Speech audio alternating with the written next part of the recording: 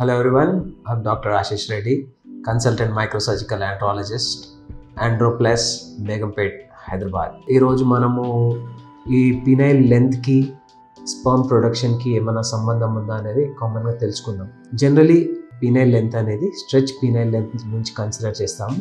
అంటే at the end అంటే last root of the penis నుంచి బయట వరకు ఎంత మనకి బయట కనబడేదే పెనిస్ సైజ్ కాదు, లోపల అంతకంటే పెద్ద సైజ్ పెనిస్ ఉంటుంది. సో ఎప్పుడైనా మనము సైజ్ గురించి మనం మెషర్ చేసినట్టయితే స్ట్రెచ్ పినైల్ లెంత్ అంటే కింది నుంచి మనకి ఎంత లెంత్ వచ్చిందో దాని ప్రకారం చూస్తాము. జనరలీ చాలా అరుదుగా తప్ప ఎవరికి కూడా పెనిస్ సైజ్ చిన్నగా ఉండదు.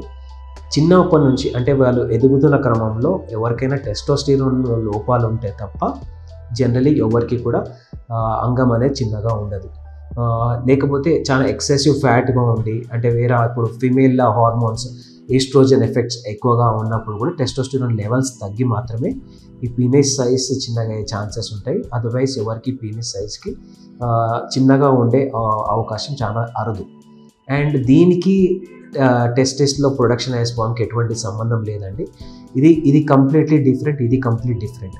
అంగం నుంచి బయటకు వచ్చే ప్యాసేజ్ మాత్రమే స్పర్మ్స్ బయటకు వస్తాయి తప్ప టెస్టిస్కి అంగానికి ఎటువంటి సంబంధం లేదు. సో అంగం చిన్నగా ఉన్న స్పర్మ్ కౌంట్లో ఎటువంటి తేడాలు రావు. స్పర్మ్ అనేది ప్రొడ్యూస్ చేసేది టెస్టిస్. దీనికి హార్మోనల్ కానీ బ్లడ్ సప్లై కానీ నార్మల్గా ఉంటే ఆటోమేటిక్గా స్పర్మ్ కౌంట్ నార్మల్గానే వస్తుంది. అంగం చిన్నగా ఉన్నా పెద్దగా ఉన్నా స్పర్మ్ కౌంట్కి ఎటువంటి తేడా ఉండదు. సో దీని గురించి మీరు వరీ అవ్వద్దు. చిన్నగా ఉంది, అంగం పెద్దగా ఉంది, పిల్లల కెపాసిటీ నార్మల్గా ఉంటుందండి. At the end of day మనకి పిల్లలు కావడానికి ఒక 1 good sperm is more than enough.